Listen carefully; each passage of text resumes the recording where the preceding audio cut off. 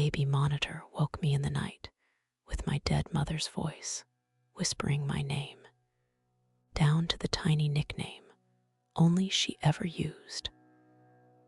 I sat bolt upright, heart hammering, and the nursery was empty except for our sleeping girl and a humming plastic camera dot. It had been 8 months since the funeral, but time didn't feel like a measurement so much as a bruise that never fully healed. Grief was a folding, quiet thing that rearranged the rooms of my life. I kept telling myself I was fine practical tasks, laundry, pediatrician visits. But when the house was dark and the baby finally slept, the hollow returned like a tide. Losing my mother had been like losing a map. She was the person who knew the roots through my childhood, the one who could recite the lullaby my grandmother used to sing, the only voice that could turn my own panic into laughter with a single, exasperated nickname. I was a new mother still, too. Postpartum had its own vocabulary. Exhaustion that lived in the bones, a twitch of anxiety that came with every hiccup and breath, and a loneliness that magnified when my husband worked late. He loved us, he called twice a day, and brought coffee cups home that left rings on the nightstand. But he wasn't the one who'd stood on our porch 3 years ago with flour on his hands and said, "You can do this, kiddo," in the exact tone my mother used. He hadn't been the one who taught me to hum a lullaby into the dark while balancing a bottle and a trembling heart. That was my mother. When she died, she took with her 1,000 small comforts, the rhythm of the song, the private pet names, the stories that started with "remember when you hid" and ended in laughter. I bought the monitor 2 weeks after Wed brought our daughter home. It was late, an impulse softened by sleep deprivation and the flimsy promise of comfort. The listing was for a used camera with audio, sold by an older couple who said they'd only used it a few times. It was cheaper than anything in the store and came with a crooked smile in the photo.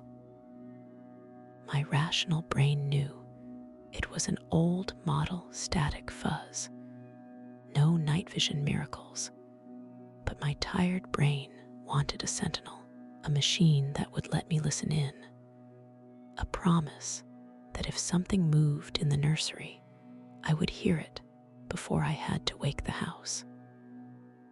I told myself it was practical. My hand trembled when the package arrived, as if I were cradling something fragile, not yet broken. We set it up in the little room that had become the sanctuary and the battleground, wallpapered in wash-it-out stars. The camera was a small white disc on a flexible stand. The first nights, it was a comfort more than a tool. I'd sit on the couch with a blanket over my knees and watch the tiny chest rise and fall through a green-tinted screen, the monitor's soft hum a presence in the belly of the house. My mother's voice lived in my head like a playlist, on repeat her lullaby. The way she pronounced certain words, a private nickname shed, used since I was 4. I sang the lullaby sometimes because it felt like a ritual that tethered me to a lineage of mothers who had sung themselves awake in the dark. Mostly, I kept my lip pressed to the warm plastic of the monitor when the baby cried, listening to the small, wet sound that meant everything was okay. The first time I heard her voice on the monitor, it was a slice of sound that shouldn't have existed. I was asleep on the couch, the monitor wedged near my shoulder, when a breath of noise cut through the static. For a second, I didn't understand it. My brain made sense of it too fast. Maybe a radio, an infomercial, an advertisement from a neighbor. Then the syllables arranged themselves into the shape of the nickname. It was the tiny, ridiculous sound she used when she wanted me to stop blubbering and come upstairs, soft, privative of anger, threaded with humor. It wasn't just similar, it was the exact cadence Shed used when I was 7 and had refused to eat peas. I sat bolt upright, hands gone cold against the fabric of the blanket. The nursery light was a sliver at the door. The camera's red recording dot blinked like a heartbeat. The baby slept high, practically invented reasons on the spot. Maybe the monitor had picked up stray radio interference, voices from another house, a late-night talk show clip echoing in the wires. I told myself this with the kind of logic that is born of sleep-cracked desperation. I unplugged the monitor and replugged it. I held my phone up to the speaker and listened to what static could produce if you wanted it hard enough. The sound I remembered never returned that night, but its afterimage stayed, an ache that was equal parts longing and terror. In the morning, when sunlight flattened the shadows and coffee smelled like rescue, I told myself it had been a dream seeded by grief. I was still capable of dreaming my mother into the room, but it nagged at me, the tiny nickname, the precise tilt of syllables, the way the breath before the name sounded like a person leaning close to a child. When the afternoons seeped into evening and my husband didn't make it home for dinner, the house felt larger and emptier, and the monitor's presence changed. I found myself reaching for it before I reached for the kettle. I checked the audio levels when the baby shifted, as if numbers on a screen could prove a thing either true or false. My phone's memory filled with tiny video files of a sleeping child and a humming camera. I started to treasure the recordings, almost like a ledger of small survivals. Sometimes memory isn't a faithful recorder. It's a storyteller that fills in blanks with the most comforting possible version of truth. Grief does this work for you. It resurrects voices because you need them. But that doesn't make the first voice any less jolting.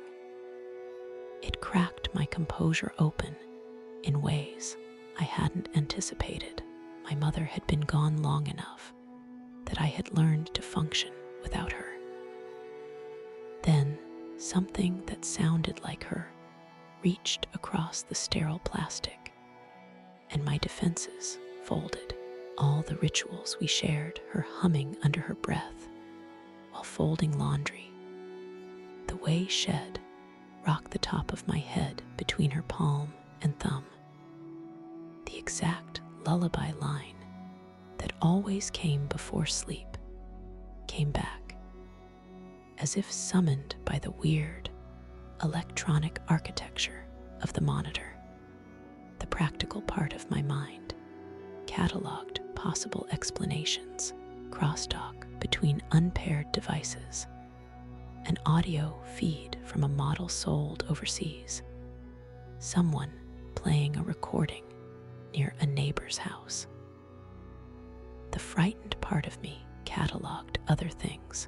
Perhaps her voice was back, because she had nowhere else to go. Perhaps we were living in the kind of story where love refuses to remain dead and instead finds a loophole in circuitry.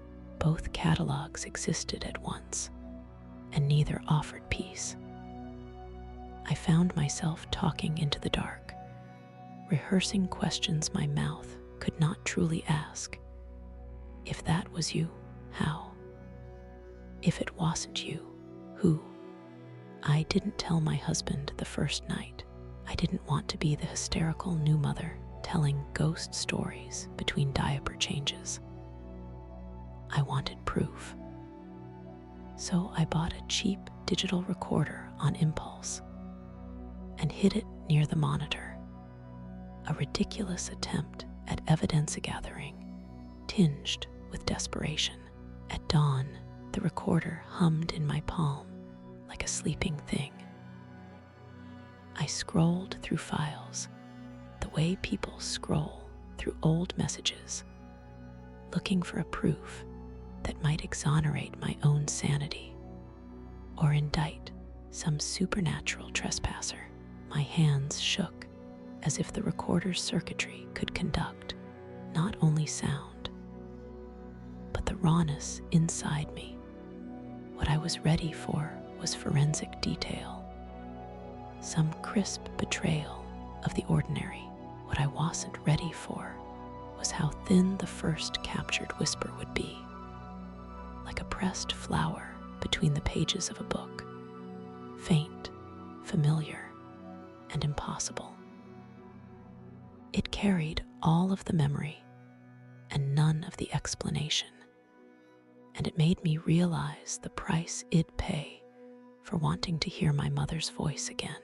The price was the reopening of a wound I had bandaged with routine and small acts of survival. The monitor had woken me, yes, but it had also woken a part of me I'd persuaded myself to sleep. That night set the tone for the weeks to come, an unsettled truce between explanation and the need to believe. I leaned toward doing something practical, talking to the manufacturer, unboxing the meddling older model's documentation, even calling the seller. But when the house slept and the camera blinked its tiny red dot, I let myself believe for a few heartbeats that my mother had come to check on us, whispering a nickname like a benediction into the dark. After that night, the voice didn't stop with a single trespass. It came back in fragments like a record with a scratch. At first, it was almost tender, a half-remembered lullaby line my mother used to hum under her breath when she braided my hair. Then a phrase so specific and absurd it yanked me out of a waking fog. Check behind the cedar box under the stairs. I sat frozen in the dark as the monitor's speaker left the room in a little wave of sound. And then nothing. I checked the nursery 3 times before daring to breathe. Emily slept on as if the night were nothing more than the usual hush of a baby dreaming. The camera hummed its small mechanical lullaby. I began to watch the monitor like a tide watcher watches the sea, looking for some pattern in the waves that might explain an ocean that has suddenly turned malevolent. Friends said rational things over text late at night, probably interference, old hardware, maybe. Someone hacked it. My husband, Mark, insisted we test every possibility. He climbed into the attic to inspect the wiring, reset the router, replaced the monitor's power supply. and laughed it off as old tech deciding to be dramatic. We took the monitor back to the shop where the previous owner had sold it to me secondhand. The woman behind the counter was sympathetic, but had no explanation. "It's just a baby monitor, honey," she said. "Sometimes these things pick up odd signals." I dove into forums and message boards, a pale searchlight in the infinite dark of the internet. There were dozens of threads about phantom audio stray transmissions and crossed channels, parents from different states reporting lullabies, and phone calls bleeding through baby monitors. But none of it explained the nickname she used. The syllables I heard like a key. Only my heart had the code for. No one on a forum knew the private cadence my mother used. When she said it, the small lift at the end, the way she softened certain consonants. I called technical support 3 times and sat on hold until the music in my ears felt like an accusation. The representative was patient and bored and blamed interference again, offering base steps to reset and recalibrate. I lied and said the voice had said something generic, some word, any word, so they wouldn't think I was unhinged. At night, the house hummed with my wonderings and my fear, and the dim corridors became maps of possible intruders and private ghosts. Sometimes I woke to the monitor, playing only static, sometimes to a whisper, so faint I couldn't be sure if it had been real.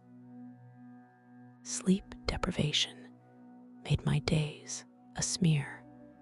I found myself apologizing to Emily during feeding for mistakes I hadn't made, and crying for no reason in the cereal aisle. Grief has its own grammar, and my sentences kept ending in the same place. I started keeping a notebook, a ridiculous analog talisman, listing each occurrence, time, duration, description, any pattern I could coax out of chaos. A week into my cataloging, I found a small escalation in the entries. It began with a single lullaby line, clipped and tangled. Then 2 nights later, a phrase about the willow by my father's garage, a memory only someone who had watched me hide as a child would know. One night, the monitor breathed a soft warning, "Don't let her wander into the garage." The intonation, exactly like my mother scolding me for chasing a neighbor's cat across muddy ground. I mentioned it to Mark and watched him shift from practical concern to worry about me. He held me while I shook and told me we would call a technician, get a new monitor, and maybe take a weekend away, just the 3 of us, to remind ourselves life still belonged to the living. We did all of that. We bought a brand new system, set it up in the nursery, and watched as it performed with the clinical perfection of a machine, unaware of what haunts it. The voice returned anyway, and the timing of it was what put me over the edge. It spoke in the small hours while I dozed on the couch, a lullaby line, then a name, then a clause that made my stomach drop. "Don't forget the cedar chest, love." I woke sweating, heart a drum, my body reacting with more certainty than my mind. Only this time, the monitor recorded the sound to its onboard memory and saved it in a file I could play back. I let it sit for 2 hours because every part of me expected the clip to be empty or corrupted or a trick of my exhausted brain. When I finally tapped play, the air in the room seemed to thicken. At first, it was a brassy smear of static, then the lullaby line, and then the name, but clearer somehow, closer than the thin ghost I'd been chasing.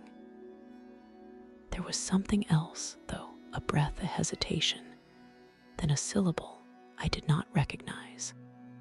But that set my teeth on edge. It wasn't my mother's laugh or cadence or the exact timbre of her vowels. It was oddly familiar, but not her. I replayed the clip until the audio warped the air into a thing I could touch. Then I uploaded it to my laptop and sent it to my oldest friend, Anna, whose ear for voices could pick out the smallest lie. She called immediately, and when she spoke, I heard the word haunted and flinched. Anna had grown up with a mother who worked in radio. She could read timbre like Braille. She listened, quiet as a judge, then said we needed better equipment. The laptop speakers were thin, and the monitors recording mediocre. We set up Mark's DSLR in the nursery, a little tripod planted where it could see the monitor, and the rocking chair, and the cedar chest along the wall. I recorded everything, the nights, the days, the small noises of living, Emily's breaths, the kettle on the stove, the radio in the kitchen. At first, the footage was useless. Overexposed frames, a baby asleep, and empty corners where shadows didn't align. Then on the fourth night, in the gray stretch just before dawn, I found a clip with clearer audio and a sliver of movement. My hands shook as the file loaded. On the screen, Emily's small fist curled and unfurled, and the monitor speaker recorded a whisper that wasn't quite a voice and wasn't quite silence. I clicked the waveform to expand it and leaned so close my breath fogged the monitor. Inside the static, a syllable emerged like a face in a cloud. And for a moment, I couldn't tell if my eyes were making meaning where there was none. Anna sent back a text. It's not perfectly clean, but I can hear something like her voice. Call me when you want to talk. Listening alone in the blue half-light, I felt the world tilt beneath me. Was I inventing memories and projecting voices?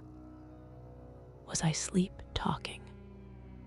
Or was there some stranger out there with access to a billion tiny microphones and a cruel sense of humor?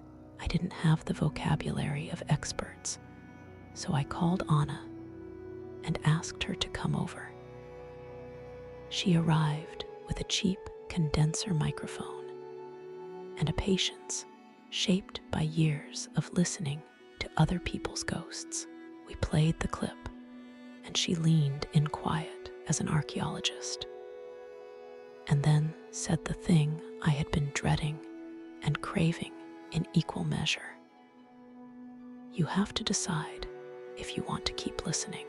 I wanted answers, but each answer felt like a door I would swear shut if I could. We mapped the waveform, pulled it into audio software, and boosted the frequencies humans usually miss. When we cleaned it, a single familiar phrase rose from the static.